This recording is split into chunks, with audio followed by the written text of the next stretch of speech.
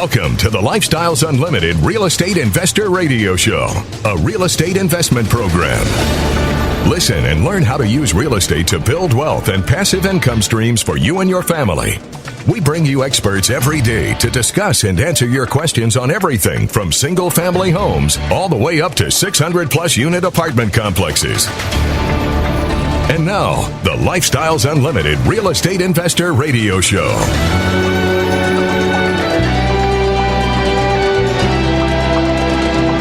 Welcome to the show. My name is Al Gordon, and as always, we're working on your financial freedom. I will tell you that I just returned from a very, very wonderful time of just getting away from everything. I went out into God's great earth, and I just spent some time getting away from everything in the world. Yeah, everything in the world. I just went out there to get away from the stuff that drives you crazy, drives me crazy, drives our neighbors crazy, makes insane people even more insane. And the source of all of that is the world itself. It's the world itself. Now, for those of you that believe that the Bible is God's truth, you understand exactly what I'm talking about. You totally get it. For those of you that haven't had an opportunity to read the Bible, that's okay. You can still get around to it. It's still out there. It'll be around. I mean, it's been around for thousands of years. It'll be around for a few more days, I'm sure. But more importantly, I think one of the things that you might be concerned about is, how do we fix the world? How do we as people fix the world? And I will tell you, man, that's in the hard to do box. Matter of fact, it's in the almost too hard to do box. Actually, it's in the impossible box. You can't fix the world. I can't fix the world. There's billions of us on the planet. We're all human beings. We're all trying to do what we're trying to do to get ahead. Yeah, we all are. Every one of us does it. Now, the reason I bring this up is while I was away, doing what I wanted to do, enjoying myself, staying away from all the pressures and all the impacts of the world, the one thing that hit me square in the face was the fact that I actually had to come back. I actually had to come back to my normal life, because I can't just stay out there all by myself. I need support systems to maintain me. Otherwise, it gets really expensive, right? But ironically, I don't worry so much about those expenses.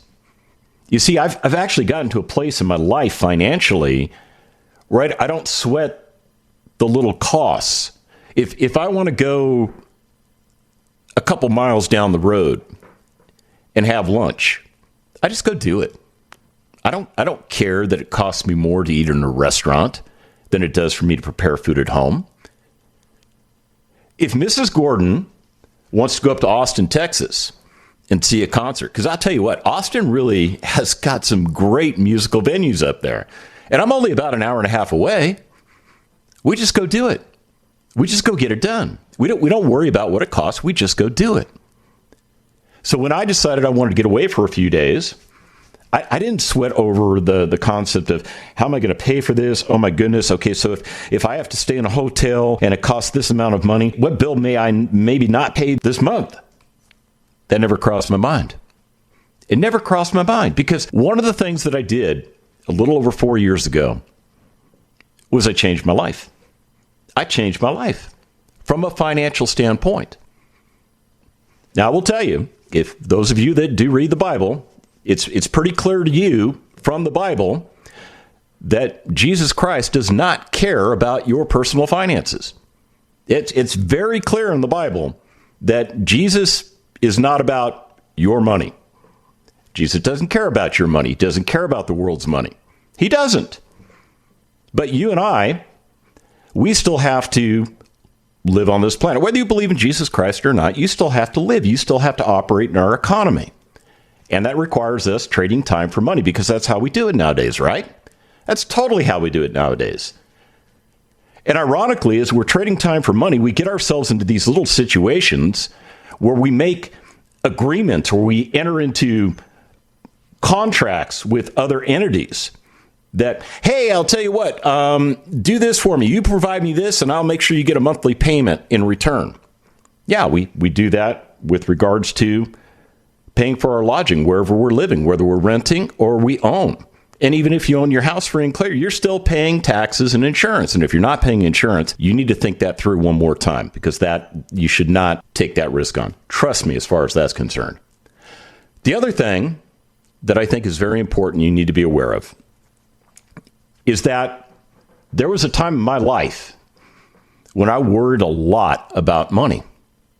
And I would tell you the majority of that time occurred before a little over 4 years ago. Yeah, before a little, well, okay, let me just give you the actual date. So prior to July 2017, that's when I heard this radio show. Different guy, obviously, was providing the show content. And I went to Lifestyles Unlimited and I listened to what they had to say. Because I'll tell you, I was desperate. I was in a financial situation where I was terribly worried about money. I was terribly concerned about money. I was so concerned about money, I was watching money pour out of my checking account faster than it was coming in. And it was a very difficult time in my life. It was a feeling of sadness and failure. And boy, I could give you a whole bunch of other descriptive adjectives, but I really just don't want to beat myself up that much. So in July of 2017, I'd had enough. That was it. I got to go listen to what this guy, Del Walmsley, is talking about. I have to go listen about everything Del Walmsley put together in his financial freedom seminar. And you're thinking, okay, who's Del and what is this seminar? Okay, Del Walmsley is the founder and CEO of Lifestyles Unlimited. He founded the organization 31 years ago in Houston, Texas. And because of his efforts 31 years ago, a guy like me, who 31 years ago was in the Army stationed, I think, somewhere in California, who had never heard of Del Walmsley, retired out of the Army, came to Texas, and found himself in a financial quagmire, had to go back into the workforce, only to find that he was going to have to work in cubicle hell until the age of 70. And then along came Del Walmsley.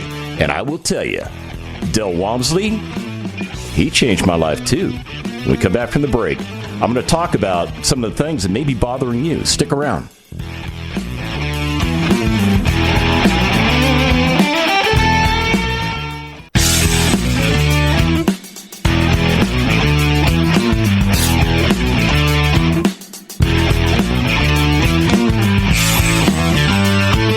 Welcome back to the Lifestyles Unlimited Real Estate Investor Radio Show.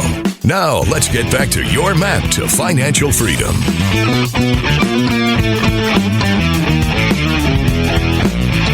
Welcome back to the show. So when I got back from my trip, of course, what did I do? I do what you do. I mean, I go into my email and I go, oh, I've got about a couple days worth of stuff here I haven't bothered to read because I turned off my phone. I didn't want to be bothered by anybody. I really didn't. I wanted to be out there doing what I wanted to do without the external forces of the world impacting me. And I realized that maybe in your current situation in your life, you don't have the ability to do that. And I'm not saying that you don't have enough money to do that. What I'm saying is you may not have the ability to turn off that phone. At one time in my life, back when we were transitioning out of the pager era into the cellular phone era, you remember that way back then, right? Yeah, that was a long time ago. The country started to transition how it would communicate. And all of a sudden, personal communication became the rage. All of a sudden, we weren't tied to a cord that was attached to the wall. We could move out and about. So we had these pagers. So how did a pager work for you younger people? Okay, it's real simple. You would call a specific phone number that somebody gave you. That would be their pager telephone number. And when you called that, you would enter on your tone phone, because there were still rotary dial phones in existence back then. I don't think it worked with a rotary phone, but you had to have a touch tone phone. When you put in your phone number, the pager system recognized those numbers and then transmitted that information across the airwaves, and somehow it found your pager, and all of a sudden your pager would beep. It would go beep, beep, beep, beep, beep, beep. And all of a sudden you'd look up and you'd be like, yeah, man, I'm the coolest dude in the room. I just got a page. Yeah, because trust me, when pagers came out, that was the rage. That was the newest big thing. And then pagers were replaced by cell phones. These ginormous cell phones. Now, I'm not talking about the stuff that you're carrying around right now, which is really a full-blown computer. Let's be honest, what you're carrying around in your pocket. Now, these cell phones, we used to call them bricks, because when you picked up the suitcase that contained all the stuff that made that phone work, it was like picking up a brick. It was heavy. It was heavy. And then we replaced the suitcase phones and these massive car phones that literally like bolted in. They were about as big as a small suitcase that would bolt into your car. Motorola came out with these next generation cell phones that, were probably, I don't know, about the size of your shoe. Yeah, but not the Maximal Smart kind from Get Smart. Yeah, you older guys know what I'm talking about. Where I'm trying to go with all this, guys, and I don't want to give you a complete history of cellular communications. I don't want to do that. What I do want to do is I want to communicate to you that things that occur today don't necessarily reflect how things worked in the past. See, when I was serving in the military and all those great communication things were coming out, the military resisted that stuff because the first thing the military recognized was they couldn't control the flow of information. In other words, you couldn't control the flow of information, and that's important because you don't want the bad guys hearing what you're talking about or typing about or any of that stuff. Yeah, I mean, all that stuff, like, it's kind of like what we have today with all the malware and the viruses that fly around with the computers, right? So the military was smart enough to realize that kind of stuff could potentially happen with cellular communications. We didn't use things like that. And when we finally did get to the point where we brought cellular technology onto the battlefield, it was so massively encrypted, half the guys that had to operate that stuff couldn't figure it out 90 times out of 10. Yeah, you heard me correct. I said 90 times out of 10. Yeah, because that's how frustrating it was. But over time, I made it to a place in my career where I took command of a unit. I became a battalion commander, and you know what they did? They handed me my BlackBerry. For the first time in my military career, sometime out in around 2008, 2007, I was handed a BlackBerry. And at that point, my life was at the beck and call of anybody who had that number. And trust me, anybody who outranked me, they had that number. And anybody that worked directly for me that had to communicate something to me quickly, they had that number too. And did they use that number? Yes, they did. Did they strictly use it from, say, 9 to 5, Monday through Friday? No, not even close. And I guarantee you, you're probably experiencing that same type of situation, except in today's digital age, it's coming to you in 90 different directions. It's coming from social media. It's coming from email. It's coming from texting. It's coming from those cell phones. You're getting bombarded with information. And I know what that information can do to you. I know how it can pollute your mind. And there are times that I just have to get away. I've got to step away from everything that I'm doing to go clear my head. And fortunately for me, I have arrived at a place in my life where I can do that at my whim. I choose when I want to go. I choose how long I want to go. Now, I do get permission from Mrs. Gordon. Trust me, I am not that foolish. But having said that, I ask her, hey, you want to go with me? Because what's really neat about my current life is I actually get to spend time with my spouse. I actually get to spend time getting to know her better. Because in the earlier stages of my marriage with her, hey, I was in a military career, and that was pretty cool for the first part of our marriage, before kids, because, first of all, we weren't at war, so I had a little extra time. Second of all, I didn't have kids, so all of my available time, I could focus on her. And then over time, we had kids, and that was totally cool. We were like, oh, we've got these beautiful babies. This is awesome. And then 9/11 happened, and my world went on overload.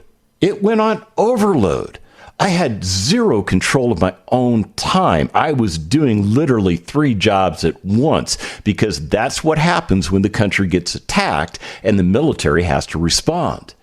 And over the rest of my entire military career, that same exact experience occurred up until the point where I retired. And you would think when you retire, I mean, what's the concept of retirement, right?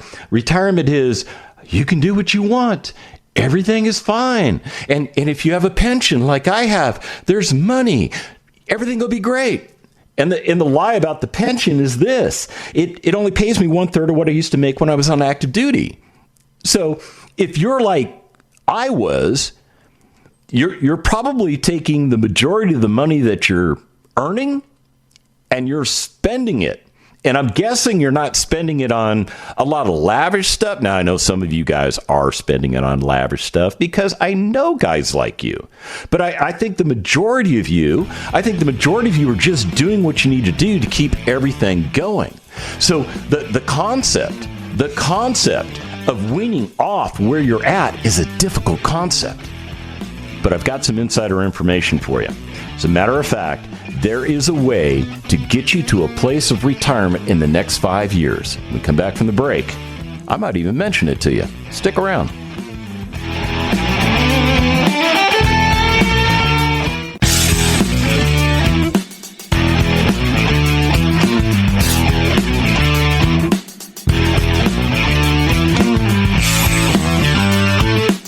Warning. Listening to the Lifestyles Unlimited Real Estate Investor Radio Show will change your life. We will teach you how to create wealth and passive income so you can be financially free. And now, back to your host. Welcome back to the show. I was reviewing a IBD TIP Economic Optimism Index poll this morning. Yeah, because while I was away, not paying attention to the world, when I came back, I realized that the world, well, it just kept kind of going on. So I started plugging back into some of my information sources this morning just to tune back in with, the reality of the world, right? And this particular poll result came across my desk. And I thought, wow, this is actually a good representation of what's going on in America. So let me just give you a little excerpt from this poll that they did. They determined that the consumer, that would be like you, me, everybody else that buys stuff. Yeah, we're all consumers. We all consume stuff. Consumer spending drives 2/3 of the economy. 2/3 of the economy. That means if we all stop spending money, this economy would literally implode. It would implode because that's the way our economic engine works. And spenders, or I should say consumers, that are optimistic about things, what they're willing to do is they're willing to go out and they're willing to buy big ticket items. Now, if you've ever taken a economics course in your life, you've heard this concept before. I'm not telling you anything you haven't heard, but if you've never taken an economics course, maybe what I'm about to share with you, it's a foreign concept. So listen up. When consumers are optimistic about the economy, they're willing to buy things that are considered big ticket items. Yeah, big ticket items. Okay, so what kind of, are we talking about like a chainsaw or something? No. I'm talking about buying a car or maybe doing some major home improvement remodeling. Yeah, I mean, we're going to like add a bedroom, or maybe we're going to like gut the kitchen or something like that. Or maybe you're just going to get rid of the old house and get another house. Or maybe you're going to buy, I don't know, a yacht. I don't know, I'm just throwing stuff out there. My point is this. When you spend money on something that if you were to pay cash for, you would literally have to trade a lot of your time for the cash to pay for that item. What we tend to do as consumers is we tend to go out and take out loans, and we're willing to pay some interest for the lending of the money to us so that we can acquire the item.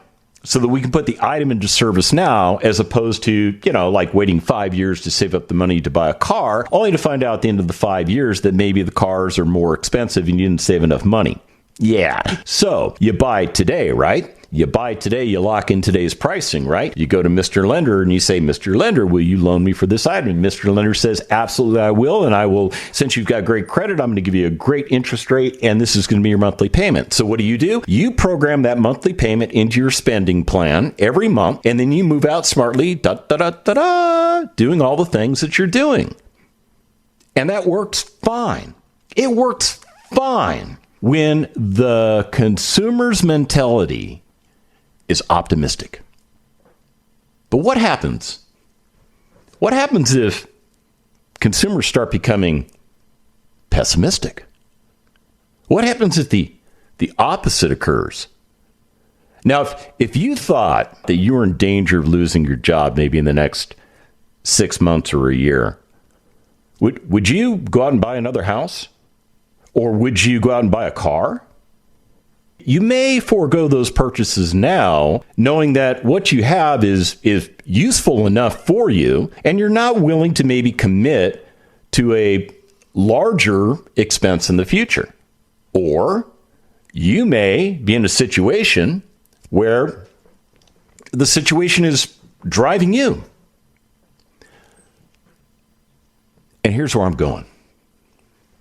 This is what the poll reported. Americans are concerned about paying bills and making ends meet. That's the first line in the report. Bam, in your face right there. Americans are concerned about paying bills and making ends meet. When people think like that, do you think that they're going to go out and buy the next generation of vehicle for their family? Probably not. Do you think that they are potentially willing to sell the home that they live in right now and trade up for a bigger, more expensive home? Chances are they're not thinking about that. As a matter of fact, people that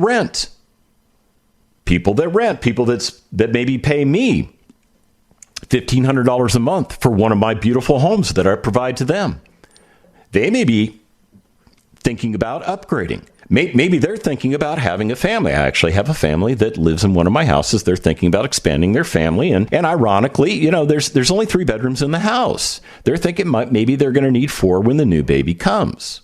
We've actually had this conversation. We have. And they're thinking about, at the end of the lease, moving into a 4-bedroom house. But do you think they'd be willing to do that? Or do you even think that they would bring another child into their household if they're concerned about paying their bills and making ends meet? And I would submit to you, probably not. I don't know how you would react, but I'm a little cautious economically. I am very, very conservative when it comes to financial things. Super uber conservative when it comes to financial things. Here's some of the other things that struck me as problematic to our economy and everything that's going on in the economy right now. Inflation. I've been bringing up inflation for the last couple of weeks. I know Del Walmsley's talked about it on his show. And here's the problem. Inflation increases the costs of goods and services, but it doesn't increase anything else. It doesn't increase your paycheck. It doesn't increase the amount of money coming into your household. It just increases the cost. It's in my opinion, it's like an added tax. That's exactly what it is. It's more money coming out of your pocket that's not giving you any additional utility. Hey, you like the way I threw that economics term in there? Yeah, I felt pretty good about it myself. IBD Tip economic poll essentially said that they believe that each household, the average dollar amount that inflation is going to bring to each household is probably about an additional $175 per month, potentially up to $175 per month in increased cost to your household because of inflation. Now, some of you are thinking, dude, I make six figures. $175. That ain't no big thing to me. I can absorb that. I got it going on. Okay, I get that. But what happens? What happens when that concern about paying bills and making ends meet ripples through your company, and maybe your CEO goes, yeah, you know what, guys, inflation is kind of affecting us. The cost of all the stuff that we buy to make all the stuff that we sell, not keeping up with the fact that our pricing is moving up, but it's not moving up as fast. And as such, we might have to let some of these guys go, but don't tell anybody. I'll make my cuts on Friday. That stuff happens. So those of you out there with those nice six-figure jobs, I hope you keep them. I'm not saying you're going to lose them. That's not where I'm going. That's not even where I'm going. But if $175 bothers a guy like me, I think it should be bothering a guy like you too. When we come back from the break, I'll explain why.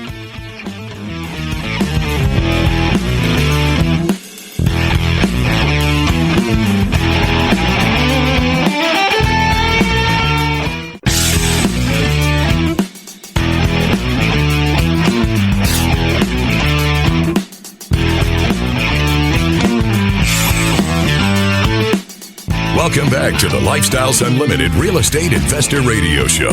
It's time to turn up the volume and fine-tune your passive income plan so you can create the lifestyle you've always wanted. Welcome back to the show. All right. I know I got to explain myself, don't I? All right. Well, here it is. It's right here.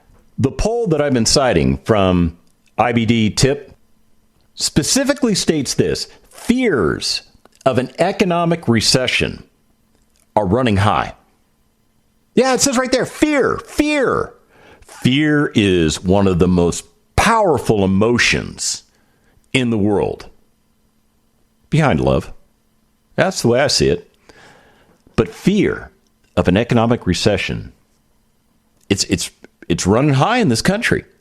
Americans are potentially staring at what's called protracted stagflation. Now, I don't want to get on all these economic terms. These are terms that IBD Tip used, and I don't want to get into that. This is not an economics class, okay? The point is this. The Federal Reserve can no longer sell inflation as something called transitory, meaning, it's kind of out there, but it's so low, it doesn't even bother you. Don't worry about it. It really is not making a big dent. Well, the cat's out of the bag, because once they told all the Social Security recipients in this country they were getting a 5.9% raise, that right there reinforced the fact that everything's costing more. So if we have to pay our Social Security recipients almost 6% more, the reason for that is the government has measured the cost of goods and services, and the government has determined that those costs of goods and services has gone up 6%. That's the way it works.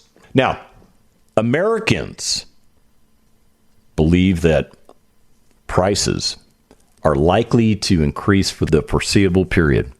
Yeah, that doesn't sound too bad, does it? Yeah, Americans believe that prices are likely to increase for the foreseeable period. Stop right there. Think about what I just said. Americans believe. They believe. Americans believe that prices are going up. And if they believe that prices are going up, what's going to keep prices from going up? People expect it now, right? So we might as well just go ahead and rise those prices. Let those prices go up. Now, some companies might go a little bit beyond that, but not all companies are like that. But here's the problem. Over two-thirds, actually 69% of the respondents to this poll said they plan to cut back on holiday gifts because of inflation. Wow. Plan to cut back on holiday gifts because of inflation. You know what that means? That means the cost of living has gone up, but your paycheck has not. Has there been any discussion around the water cooler about raises? Has there been any discussion about, hey, that guy got promoted last week, and this guy's getting promoted, and that guy's lined up, and I might be next. Okay, people are still getting promoted out there, but we're still in a kind of a weird place in our country because of coronavirus and because how the government is handling all this stuff. And, look at all the polls that are also out there. Look at the polls that talk about the confidence in our government, the confidence in our leaders. America voted for change and America got change. Now, it's not probably the change they thought they were going to get, but they certainly got the change that they wanted. There's one more. I tell you, I don't even know if I want to read this line to you because I think it's dangerous to say this. But Robert Kiyosaki's been saying it for, I don't know, I've seen probably 3 or 4 different articles over the last month and a half that's quoted Robert Kiyosaki. And this line from this poll reinforces everything Kiyosaki is saying. All right, I'll just read it to you. Some financial experts think. Now, they have think bolded and underlined, so it's opinion. Okay, this is opinion. But I will tell you, when the tip IBD folks, or I should get it correct, the IBD tip people put information in their report, there's a reason for it. They're stating that some financial experts, quote unquote, think that the United States stock market is in a magnificent bubble, even crazier than 1929. They said it. I didn't. I may have alluded to it last week, but in the same breath, I also would say I do not want that to happen to you. I don't want you to be damaged by the stock market. I think that is a terrible thing when that happens. But I will also tell you in the same breath that that's where all your money's at. It's like going to Vegas, man. It is like going to Vegas, and you're letting it ride. And if the stock market crashes, you're going to crash with it. Now, if you have enough time to allow that stock market to recover, you're probably going to be okay. But if you're like my buddy Bruce, that is, and I've mentioned Bruce on this show, have I not? Because I talked to you about Bruce 2 weeks ago. Because Bruce was struggling with the stock market because he's 1 week away now. 1 week away from turning 59 and a half. And I'll tell you what, I don't think the guy's got any fingernails left. I really don't. And then you start reading stuff like this. Bruce is like, now this is a man that, I would say he could chew razor blades up and he'd be fine. That's the calm of this man. That's the patience of this man. But I will tell you this, right now, this is an unbearable week for him because he's watching the stock market and he is praying that it does not disappoint him before he can get his money out of it while it's still where it's at. But if guys like Kiyosaki are right, and all of your money is in the stock market, and you're within 5 years of retirement, what do you think that's going to do to your retirement game plan? Huh? Or worse, let's say a year ago, you said, you know what? Stock market's doing great. I'm not afraid of the coronavirus. Matter of fact, I'm one of these guys that was in an article that Al read that said, hey, all these 50-somethings, they're making bank in the stock market. They're retiring early. Okay, I think that's pretty awesome. To be honest with you, for those of you that were able to retire in their 50s off the stock market, something I couldn't do, I think that's awesome. But where's your money right now? Is it in the stock market? Is it still in the stock market? Are you just taking distributions and letting everything else sit there?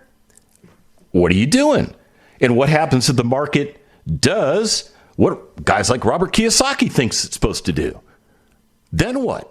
How does that affect your retirement strategy? Do you have to go back to work? Now, how hard is it going to be to get back into the workforce at your age? Oh, and after the fact, you took a year off. Trust me, as a guy that tried to do that in my 50s, who was literally forced to take almost a year off because that's how long it took me to find a replacement job, it's not easy. Now, if you've got a very specialized skill set, you're in the minority and you're going to have a better chance. But guys like me, not so much. And if you're like me, yeah, this could be a poison pill. So what do? Well, I think what you do is you put your money into real estate. But before you put your money into real estate, I think you need to understand how real estate works. I think you have to understand that real estate is going to pay you 5 different ways, technically 6 ways. We're talking about multifamily real estate. And I'm not talking about putting your money in office. I'm not talking about putting your money into industrial or, hey, at the hotels, we're having a real hard time the last 18 months. We could probably buy one cheap. I'm not talking about that. I'm talking about the real estate where people live. Because come on, guys, open your eyes. The last 18, 19 months, where was everybody? 1 or 2 places, right? Well, okay, technically 3. So during the lockdown, remember, You had to stay home. So that's probably where you were. Now, if you were considered somebody who was, what did they call those? Essential workers? Oh, yeah. Not everybody was classified essential. So if you were an essential worker, you went to your job and you came right back home. Now, the third place you could go to was maybe the grocery store because, yeah, even the government realizes you have to eat too. Things are changing, though. Things are changing. And I think once you realize the significance of how important having a home is to members of our society, I think you'll understand that that's the best asset class of all. And whether you want to do single family or multifamily, it really doesn't matter. Both of those have their merits. One's better in one lane, the other's better in the other lane. That's Al's opinion. But they're both great. They're both functional. They're both competent ways for you to make money. Now, I'm about ready to hit you with something that's going to make you go, what did you just say? When it comes to real estate, we make money in up markets and we make money in down markets. Now, you're probably wanting me to unpack that, aren't you? You're kind of like going, nah, man, that's not how it works. Well, trust me, man, that's the way it works. As a matter of fact, what I'm going to do to prove it to you, I'm just going to do tomorrow's show on that particular topic. So tune in tomorrow. Listen to what I've got to say. And in the meantime, if you're just ready to get started, go to lifestylesunlimitedworkshop.com. Sign up for one of our free workshops, and you'll beat me to the punch.